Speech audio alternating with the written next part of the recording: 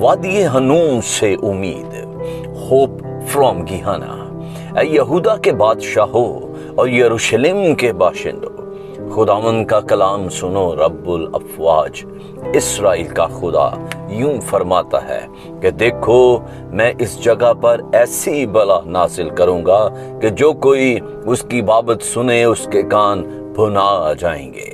یرمیہ 19واں باب 3 آیت۔ خداوند یسوع مسیح کی سلامتی ہمیشہ آپ پر قائم رہے۔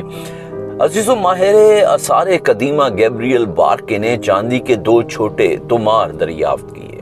دھاتی توماروں کو نازک طریقے سے کھولنے میں برسوں لگے اور ہر ایک میں گنتی 6 باب اس کے 24ویں سے 26ویں آیات کی برکات کی عبرانی نقاشی موجود تھی۔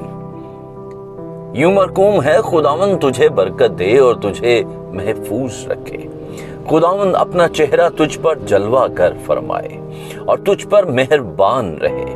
خداوند اپنا چہرہ تیری طرف متوجہ کرے اور تجھے سلامتی بخشے۔ اسکالرز نے توماروں کی تاریخ 7ویں صدی قبل از مسیح بتائی ہے۔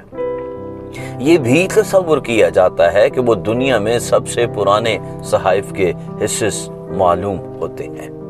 اتنی ہی دلچسپ بات یہ بھی ہے کہ یہ تومار بن ہنوم کی وادی میں ایک غار میں کھدائی کرتے ہوئے ملے۔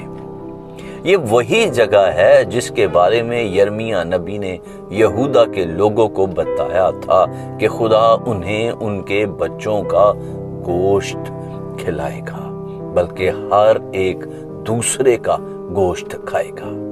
یرمیہ 19واں باب 9 آیت میں یوں آیا ہے، اور میں ان کو اور ان کے بیٹوں اور ان کی بیٹیوں کا گوشت کھلاؤں گا، بلکہ ہر ایک دوسرے کا گوشت کھائے گا۔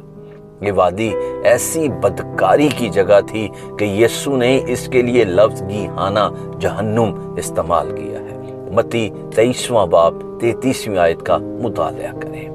گیہانا وادی ہنوم کے لیے عبرانی نام کی ایک یونانی شکل ہے جو جہنم کی تصویر کشی کرتی ہے۔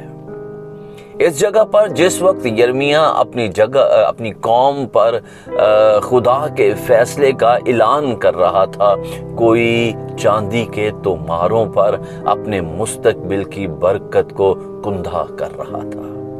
یہ ان کی زندگی میں تو نہیں ہوگا، لیکن ایک دن خدا اپنا چہرہ اپنے لوگوں کی طرف پھیرے گا اور انہیں امن دے گا۔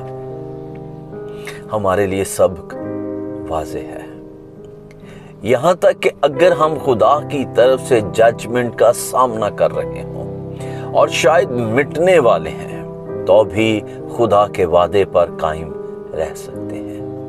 اس کا دل ہمیشہ اپنے لوگوں کے لیے تڑپتا ہے۔